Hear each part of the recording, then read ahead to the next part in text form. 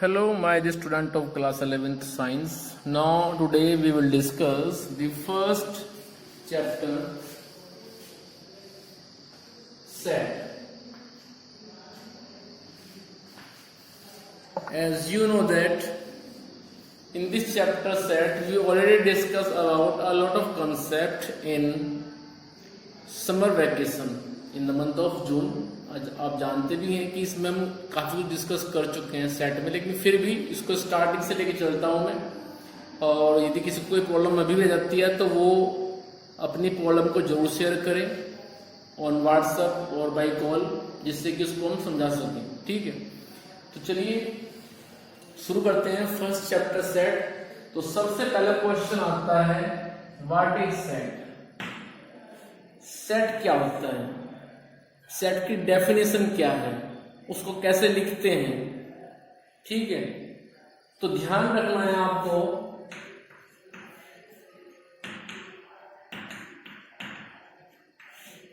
Set is a well defined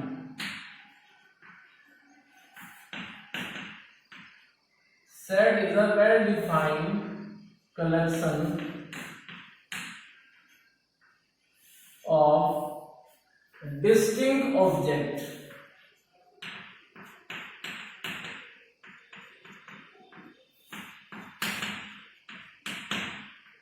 set is a well defined collection of distinct object। यहां पे मैंने कुछ word use किए हैं। फर्स्ट इज वेल डिफाइंड, ये क्या है ये समझेंगे। उसके बाद डिस्टिंक्ट ऑब्जेक्ट,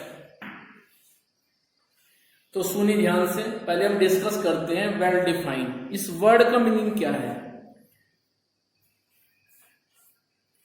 देखो, वेल डिफाइंड जो वर्ड है इसका मीनिंग ये है कि हमें वो केस कंसिडर करने हैं जो अपने आप में डिफाइन है, जिनको आप लिख सकते हैं, जो आपकी रेंज में है, जिनको आप जानते हैं, या जो आपके माइंड के अंदर हैं, जिनको आप सर्च कर सकते हैं, वो सब आते हैं वेल डिफाइंड में। मींस वेल डिफाइंड का मतलब होता है कि वहां पे कोई भी कंफ्यूजन, कोई भी डाउट न रहे। ठीक है, अब जैसे मैंने आपसे बोल दिया,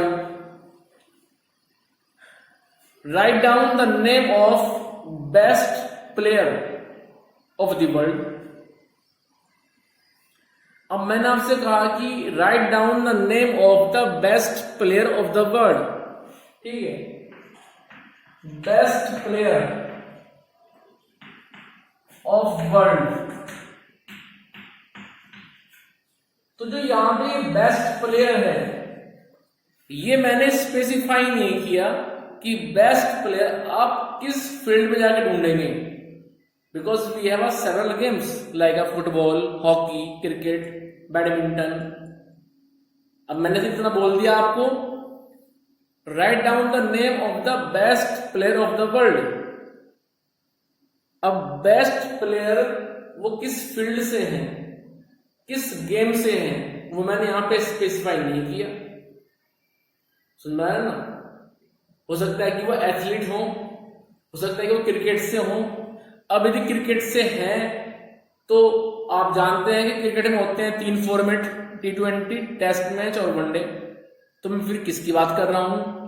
मैं T20 की बात कर रहा हूं या फिर मैं टेस्ट मैच की बात कर रहा हूं? मैंने यहां पे वो भी स्पेसिफाई नहीं किया। जो मैंने आपको क्वेश्चन बोला, मैंने क्या बोला? Right down the name of the best player of the world. ये अपने आप में फुल ऑफ कंफ्यूजन है। ठीक है, क्लियर नहीं है, तो इसको हम वेल डिफाइंड नहीं बोल सकते। सुन रहे हैं कुछ? ठीक है, क्योंकि मैंने बेस्ट प्लेयर इस वर्ल्ड में जो क्राइटेरिया है कि वो सपोज आपका हॉकी से है, या फिर वो क्रिकेट से है, ठीक है, या फिर वो फुटबॉल से है, ये मैंने यहां पे स्पेसिफाई नहीं किया। तो ध्यान रखना है, वेल डिफाइंड का मतलब होता है कि जब इस स्टेटमेंट के अंदर कंफ्यूजन बिल्कुल न हो। डाउट बिल्कुल ना हो, स्टेटमेंट अपने आप में क्लियर होना चाहिए आपको जो बोला जा रहा है। जैसे मैं आपको बोलता हूं write down the name of novels written by Munshi Premchand. Munshi Premchand ji ने जितने भी नॉवेल्स लिखे हैं उन सबको लिखिए। तो ये अपने आप में क्लियर क्वेश्चन है, इसको आप लिख सकते हैं। समझ में आया ना? तो यहाँ पे जो वेल डिफाइन है, इस वर्ड का मतलब है कि वहां पे कोई भी कंफ्यूजन, कोई भी डाउट ना हो। जो स्टेटमेंट बोला जाए वो क्लियरली आपको समझ में आना चाहिए, उसको आप लिख सकें, उसको आप सर्च कर सकें, उसको आप जानते हैं, ठीक है, वो होता है वेल डिफाइंड। समझ में आया कुछ? क्लियर? जैसे अब मैं आपसे बोलता हूं write down the vowels of English alphabet. अब वोवेल्स आप जानते हैं, AEIOU, उनको आप लिख सकते हैं। सो कंफ्यूजन वहां पे बिल्कुल नहीं हुआ। समझ में आया ना कुछ? ये आपसे हम लिख दें, आपसे हम कहें right down the name of the boys of your class, यहां पे कोई कंफ्यूजन नहीं है, ठीक है। तो क्या हुआ, स्टेटमेंट अपने आप में वेल डिफाइन हुआ, तब जाकर के वहां पे कंफ्यूजन नहीं हुआ है आपको। क्लियर? तो ये जो वेल डिफाइन है, इसका मतलब होता है कि स्टेटमेंट अपने आप में क्लियर होना चाहिए, वहां पे कोई कंफ्यूजन आपको ना हो, जिसको आप उस स्टेटमेंट को आप समझ सकें, उसको लिख सकें, ठीक है, उसको बोलते हैं वेल डिफाइन। चलिए, तो ध्यान रखना है कि सेट अपने आप में वेल डिफाइन कलेक्शन है, किसका? डिस्टिंक्ट ऑब्जेक्ट का। अभी डिस्टिंक्ट का मतलब क्या है? डिस्टिंक्ट का मतलब यह है कि सेट के अंदर आप एक ही ऑब्जेक्ट को बार बार रिपीट नहीं कर सकते। जैसे आप बोले कि सेट के अंदर हम लिख देंगे ए इस तरह से, या फिर 5, 15, 5, 15, 5 इस तरह से, तो ये सेट के अंदर नहीं होता है। सेट के अंदर जो ऑब्जेक्ट आएगा वो अपने आप में रिपीट नहीं होगा, उसको बोलते हैं डिस्टिंक्ट ऑब्जेक्ट। क्लियर? तो ध्यान रहे, सेट अपने आप में एक वेल डिफाइंड कलेक्शन है, किसका? डिस्टिंक्ट ऑब्जेक्ट का। क्लियर? सेट को हम रिप्रेजेंट करते हैं with the help of curly bracket. Clear? We have to write down the distinct object in curly braces. Set को हम रिप्रेजेंट करते हैं हमेशा कैपिटल अल्फाबेट से, like capital A, capital B, capital C, capital D, इस तरह से हम सेट को रिप्रेजेंट करते हैं। क्लियर? तो चलिए इसमें आगे चलते हैं।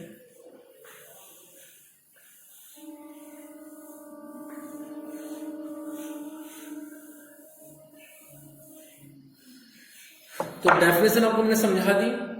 सेट की डेफिनेशन होती है, set is a well defined collection of distinct object. इसके बाद में आता है सेट को हम कैसे लिखेंगे, how to right.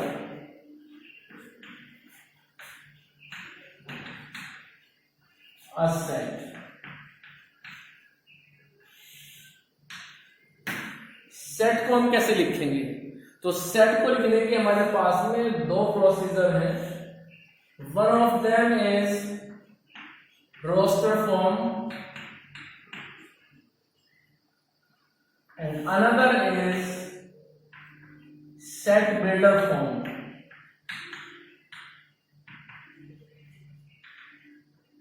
Set builder form.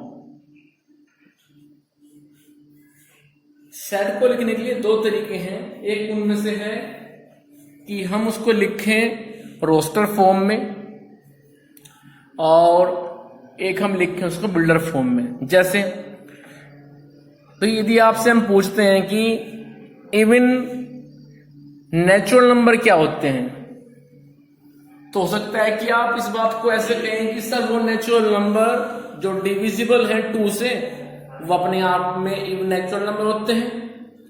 या फिर हो सकता है कि आप इसी बात को ऐसे कह दें कि sir 2, 4, 6, 8, 10, 12, 14 these are even natural number. तो जो आपने पहले वाली बात कही, कौन सी बात, कि a natural number divisible by 2 is said to be even natural number, ये जो आपने रूल बताया कि एक ऐसा नेचुरल नंबर जो डिवाइड हो जाएगा 2 से, उसको बोलेंगे हम इवन नेचुरल नंबर। वो तो आएगा बिल्डर फॉर्म में। बिल्डर फॉर्म अपने आप में कंटेन करती है एक रूल, जिस रूल को आप फॉलो करते हुए रोस्टर फॉर्म पे आ सकते हैं। जैसे आपने क्या बताया, a natural number divisible by 2 is said to be even natural number. लेकिन यदि कोई बच्चा नेचुरल नंबर को डिवाइड करता है 2 से और उसके बाद वो पहुंचता है इस कंक्लूजन पे कि 2, 4, 6, 8, 10, 12 वो इवन नेचुरल नंबर हैं जो 2 से डिवाइड हो रहे हैं, इट मीन्स वो आ चुका है अब रोस्टर फॉर्म पे। सुनना है ना? तो रूल कंटेन होता है बिल्डर फॉर्म में, जैसे कि नाम से पता चल रहा होगा आपको, set builder form.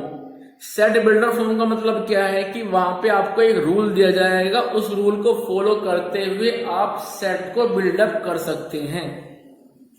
Roster form में कोई रूल नहीं होगा, यहां पे सेट अपनी सिंपलेस्ट फॉर्म में आपको दिया जाएगा। क्लियर? लेकिन कन्वर्जन होता रहेगा। क्वेश्चन आएगा convert the set builder form into roster form और convert a set roster form into builder form. Clear? So ध्यान रखें, a builder form contain always a rule. Clear? But whenever you follow that rule, then you automatically convert that builder form into roster form. जब उस rule को आप follow करेंगे, उस rule को आप सोल्व करेंगे, उस रूल को आप स्पेसिफाई करेंगे, एक्सप्लेन करेंगे अपने टर्म्स में, तो आप रोस्टर फॉर्म पे आ सकते हैं। क्लियर? समझ में आया कुछ? तो चलिए, रोस्टर फॉर्म में क्या होता है, सेट को में से लिख देते हैं कि कैपिटल ए। सेट को मैंने बताया था कि रिप्रेजेंट करते हैं हमेशा capital A, capital B, capital C, इस तरह से। सो A + 2 कर्ली ब्रेसेस, हमेशा हम सेट में कर्ली ब्रेसेस यूज करते हैं और इन कर्ली ब्रेसेस के अंदर एलिमेंट्स को लिखते हैं। अब सुन लीजिए एलिमेंट्स की बात। एलिमेंट्स यहां पे इंग्लिश अल्फाबेट और रियल नंबर्स हो सकते हैं। रियल नंबर से मतलब क्या है वो सुन लीजिए। आप जानते हैं कि रियल नंबर में integer, whole number, natural, rational, irrational सब आते हैं। ठीक है? मैंने बताया था आपको प्रीवियस क्लास में, क्लास 10th में, कि real number is a largest set. Real number अपने आप में सबसे बड़ा सेट होता है, क्योंकि देखो स्टार्टिंग होगी नेचुरल नंबर से। नेचुरल नंबर के बाद हम पहुंच गए होल नंबर पे, क्योंकि नेचुरल नंबर में थे 1, 2, 3 एंड सो ऑन। इनको मिल गया 0 तो बन गए ये होल नंबर।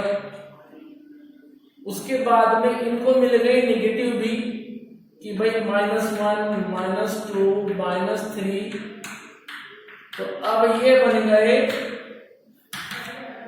इंटीजर। उसके बाद इनको मिल गए रेशनल, इरेशनल, तो हम पहुंच गए फिर क्यू पे, क्यू फॉर रेशनल, और उसका आता है फिर रियल नंबर। तो ध्यान रखना है कि रियल नंबर के अंदर सारे का सारा, फिर चाहे आपका नेचुरल हो, होल नंबर हो, या फिर आपका रेशनल है, इरेशनल है, इंटीजर है, whatever it may be in the real world, इस रियल वर्ल्ड में जितना भी एलिमेंट है वो सब अपने आप में रियल नंबर के अंदर ऑलवेज ही एग्जिस्ट करता है। लेकिन मैंने बताया था आपको वहां पे कि रियल नंबर के अंदर केवल 2 एलिमेंट नहीं आ पाते हैं। वो कौन थे 2 एलिमेंट? वो 2 एलिमेंट थे इनफाइनाइट और माइनस इनफाइनाइट। ऐसा क्यों? क्योंकि जो रियल नंबर की डेफिनेशन है वो डेफिनेशन यही है, real number doesn't allow to you to divide any real number by 0। Real number कभी भी आपको इस बात की परमिशन नहीं देता है कि आप किसी को 0 से डिवाइड करें। ऐसा क्यों? क्योंकि आपको पता है कि डिवाइड बाय 0 हमेशा बनता है infinite, but 0 divide upon any real number वो होता है हमेशा 0। 0/1, 0/2 सब होता है 0, लेकिन 2/0, 1/0 ये होता है इनफाइनाइट। ठीक है, तो रियल नंबर के अंदर सिर्फ ये 2 एलिमेंट नहीं होते हैं, बाकी सब उसके अंदर एग्जिस्ट करता है। ठीक है, और इसीलिए इस रियल नंबर को हम लिख सकते हैं, आगे पढ़ेंगे आप इस चैप्टर में, ये जो हम कर्ली ब्रेसेस यूज करते हैं इनको बोलते हैं हम ओपन सेट। तो रियल नंबर अपने आप में ओपन सेट है, माइनस इनफाइनाइट से इनफाइनाइट तक। इसका मतलब क्या हुआ? ये जो हमने ओपन सेट यूज किया है, जो हमने ब्रैकेट यूज किए हैं, इसका मतलब होता है कि जो एलिमेंट बाउंड्री पे हैं वो दोनों वहां पे एग्जिस्ट नहीं करते हैं और उनके बीच के सारे एलिमेंट वहां पे एग्जिस्ट करते हैं। ठीक है, तो इन दोनों एलिमेंट को छोड़ दीजिए, बाकी इसके बीच में जितना एलिमेंट है वो सब अपने आप में रियल नंबर के अंदर ऑलरेडी एग्जिस्ट करता है। क्लियर? तो ध्यान रखना है, रियल नंबर की प्योर डेफिनेशन वो ये है जो आप याद रखेंगे, real number is the open set from minus infinite to infinite. ठीक है, समझ में आया? चलिए अब जरा यहां पे आइए। तो रोस्टर फॉर्म में क्या होगा, आपको जो सेट दिया जाएगा या सेट आप बनाएंगे वो ऐसे बनाएंगे कि 1, 3, 4, 5 एंड सो ऑन। तो इस तरह से इसको बोलते हैं रोस्टर फॉर्म। रोस्टर फॉर्म में एक सेट के अंदर रूल नहीं होता है, वहां पे सिर्फ एलिमेंट होते हैं।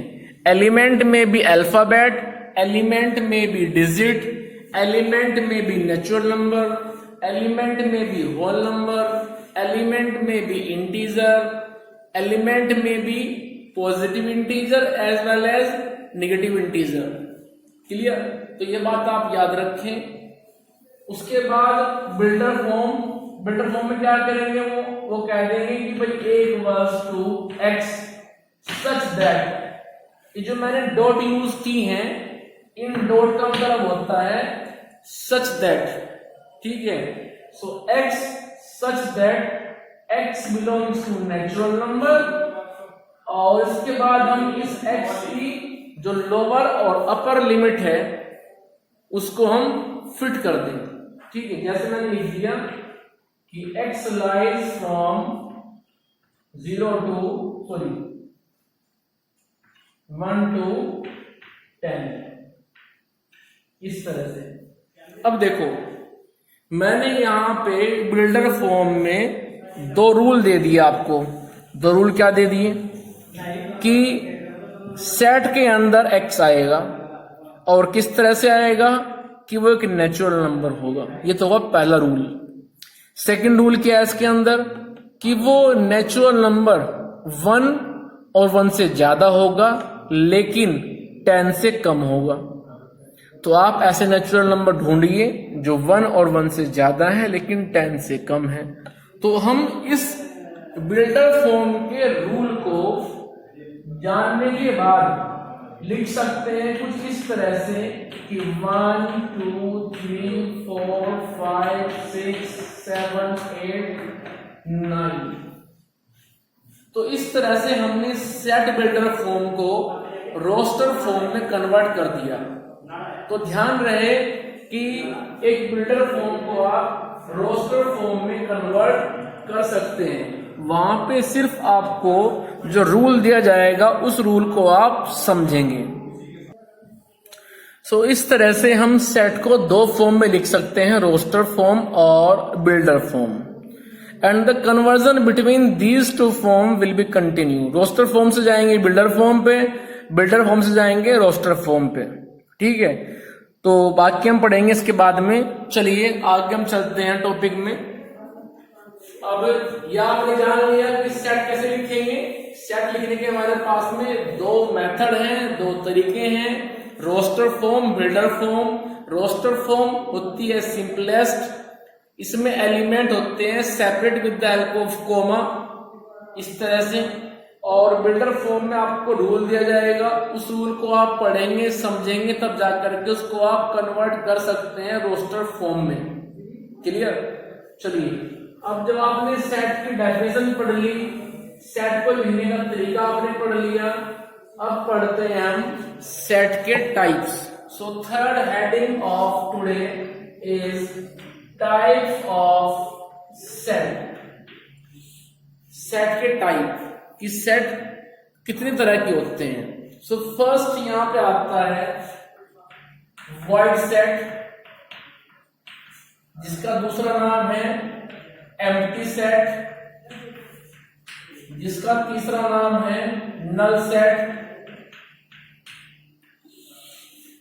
अब सुनो ध्यान से, एक ऐसा सेट जिसके अंदर कोई भी एलिमेंट एग्जिस्ट ना करे, मींस जैसे कि क्लास खाली है, तो जब सेट के अंदर कोई भी एलिमेंट एग्जिस्ट नहीं करता है, सेट के अंदर एक एलिमेंट भी नहीं होता है, तो उसको बोलते हैं हम नल सेट और वॉइड सेट और एम्प्टी सेट। ध्यान रहे, एक ऐसा सेट जिसके अंदर एक भी एलिमेंट नहीं होता है उसको हम रिप्रेजेंट करते हैं हमेशा 5 से, इसको बोलते हैं 5। ठीक है, so 5 is the representation of null set. Clear? चलिए, जैसे आपने कहा कि सर मेरे पास एक सेट ए है और आपने एस को लिख करके छोड़ दिया, मींस आपने कर्ली ब्रैकेट के अंदर कोई भी एलिमेंट नहीं लिखा, तो उसको बोलते हैं हम नल सेट। ठीक है, इसी को आप ऐसे भी लिख सकते हो। ठीक है, ध्यान रखना है जो 5 है, 5 का मतलब होता है नल सेट से। तो कहीं पे भी 5 लिखा हुआ है तो उसका मतलब आप ये समझ सकते हो, और यदि कहीं पे ये लिखा हुआ है तो उसका मतलब आप ये समझ सकते हो। क्लियर? पर ध्यान रखना है 5 is the notation of null set, and null set is the set in which we have no element, जिसके अंदर एक एलिमेंट भी नहीं होता है, उसको बोलते हैं हम नल सेट और वॉइड सेट और एम्प्टी सेट। ठीक है, चलिए आगे। इस बात का है कि सेकंड हेडिंग, और सेकंड हेडिंग ये है फाइनाइट सेट।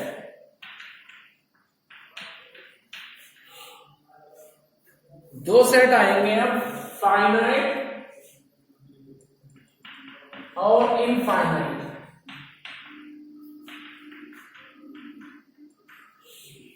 तो सुनिए ध्यान से, फाइनाइट सेट वो सेट होंगे जिनके अंदर एलिमेंट फाइनाइट होंगे, और इनफाइनाइट सेट वो सेट होंगे जिनके अंदर एलिमेंट इनफाइनाइट होंगे। बेसिकली फाइनाइट क्या होता है, ये दो वर्ड आप समझिए, फाइनाइट और infinite. Finite are those object which are countable, जिनको आप काउंट कर सके उनको बोलते हैं फाइनाइट, और जिनको आप काउंट ना कर सके उनको बोलते हैं इनफाइनाइट। जैसे we have an infinite star in the sky। भाई आसमान में जो तारे होते हैं क्या उनको आप काउंट कर सकते हैं? नहीं कर सकते हैं, इसलिए तो बोलते हैं we have an infinite star in a sky। Clear? So infinite set में आपको ये मालूम नहीं होगा कि हमारे इस सेट के अंदर नंबर ऑफ एलिमेंट कहां तक हैं, कितने एलिमेंट हैं। ठीक है, आपको स्टार्टिंग तो पता होगा कि स्टार्टिंग कहां से हो रही है, बट आपको एंडिंग नहीं पता होगा कि एंडिंग कहां पे हो रही है। जैसे देखिए जरा, मैंने कहा set A equals to 1 2 3 4 and so on.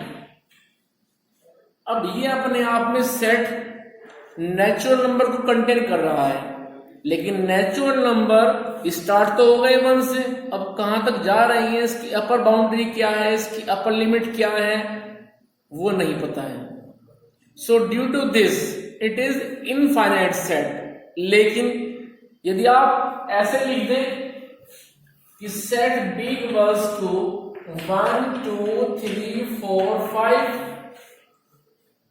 So this is finite set. क्यों? क्योंकि आपको यहां पे अपनी लोअर लिमिट, अपनी अपर लिमिट सब पता है। आपको पता है कि हमने स्टार्ट किया था 1 पे, हमने एंडिंग किया है 5 पे, so we have only 5 element in the set B। ठीक है, तो फाइनाइट सेट का मतलब होता है जब एक सेट के अंदर एलिमेंट आप काउंट कर सकें, आप जानते हैं कि भाई हमने स्टार्टिंग कहां से किया, एंडिंग कहां पे किया। एंड इनफाइनाइट सेट वो सेट होते हैं जहां पे आपको ये मालूम ही नहीं है कि हमारी अपर लिमिट कहां पे है, हमको जाना कहां तक है। We have only lower limit, we have only starting point. Clear? तो इस तरह से आपने ये समझ लिया है। चलिए इसके बाद में आगे चलते हैं।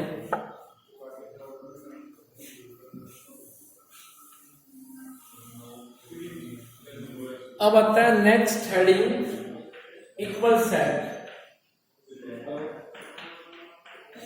तो सुनिए ध्यान से, इक्वल सेट अपने आप में वो सेट होते हैं जिनके अंदर एलिमेंट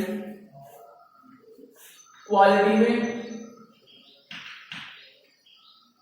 एंड क्वांटिटी में इक्वल होते हैं। दोबारा फिर सुनिए, ऐसे दो सेट जिनके अंदर number of element quality wise and quantity wise same हो, उनको बोलते हैं इक्वल सेट। जैसे मैंने कहा कि सेट A जिसके अंदर है A E I O U, फिर मैंने कहा एक सेट B जिसके अंदर U A E O I। अब आप दोनों को चेक करेंगे कि भाई सेट A में एलिमेंट कितने हैं, सेट B में एलिमेंट कितने हैं। पहली बात तो ये। दूसरा, जो सेट A के अंदर है क्या वो सेट B के अंदर है, या फिर जो सेट B में है क्या वो सेट A में है। हमें चेक करनी है क्वांटिटी प्लस क्वालिटी। ठीक है, अब देखो 5 एलिमेंट यहां पे है, 5 एलिमेंट यहां पे है, ये तो हुई क्वांटिटी। अब चेक करो क्वालिटी, A इधर, A इधर, A E I फिर O फिर U। तो सेट A के अंदर जितने एलिमेंट हैं वही सेट B के अंदर हैं। एक बात और ध्यान रहे, यहां ऑर्डर बदलने से कोई भी इफेक्ट नहीं पड़ता है। आप A को स्टार्टिंग में लिखें या फिर A को आप एंडिंग में लिखें, ऑर्डर डजंट वेरी। ठीक है, यहां पे ऑर्डर का कोई भी इंपॉर्टेंस नहीं है। किसी भी एलिमेंट को आप कहीं पर भी लिख सकते हो, लेकिन वो रिपीट नहीं होना चाहिए, इस बात का आप ध्यान रखें। क्लियर?